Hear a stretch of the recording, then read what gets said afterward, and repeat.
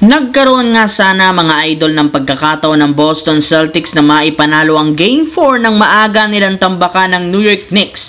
Ngunit kagaya ng nangyari sa Game 1 at Game 2, bigla na naman nga pong nanlamya ang kanilang opensa at depensa lalo sa second half, lalo na sa third quarter at sa mga crucial minutes ng Game 4. Kaya sa huli, natalo sila 121-113 kung saan nabaon na nga sila sa 1-3. Ibig sabihin, isang talo na lang, tuluyan na silang malalaglag at magtatapos ang pagdepensa ng titulo.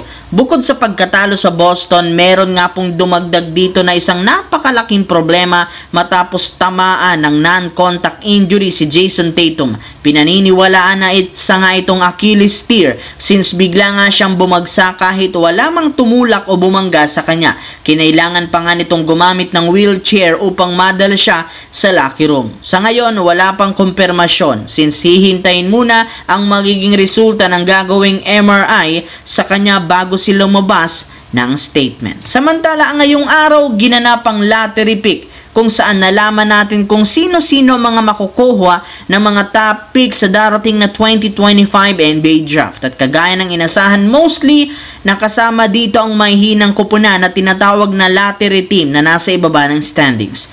Subalit sa hindi malamang dahilan, bigla nga ditong ang kupunan ng Dallas Mavericks ang siyang nakakuha ng first overall pick ngayong taon na siyang ikinabigla talaga ng napakaraming mga players, fans at analyst. Hindi nga nila akalain na mangyayari ang ganitong klaseng senaryo since meron lamang silang 1.8% na tsansa nga makuha ang first overall pick. Kahit man hindi nakapasok ngayong season ang Dallas Mavericks sa playoffs, isa pa rin naman sila sa mga contender. Medyo nagkaroon lang naman nga sila ng kaunting problema nang magtamo ng injury si Kyrie Irving na rason bakit sila hindi nakapasok. Pero kung sakaling mabuong muli ang kanilang lineup, siguradong magiging competitive sila sa West. Maging ang superstar ng Lakers na si LeBron, hindi makapaniwala na nangyari ito ngayong araw matapos itong mag-post sa social media account ng nakatawang emoticon. Sa kabilang banda, may ilang mga fans rin naman ang nagsabi na bumabawi nga daw ngayon ng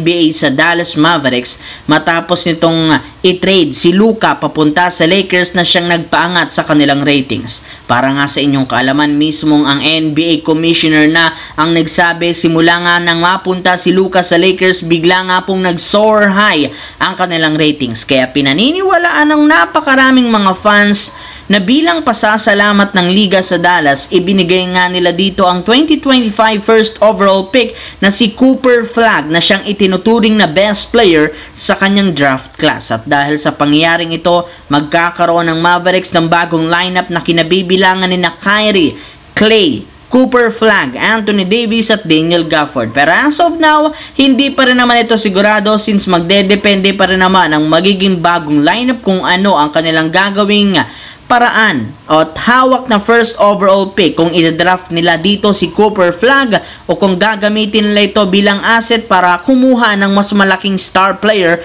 kagaya ni Giannis Antetokounmpo mula sa Milwaukee Bucks.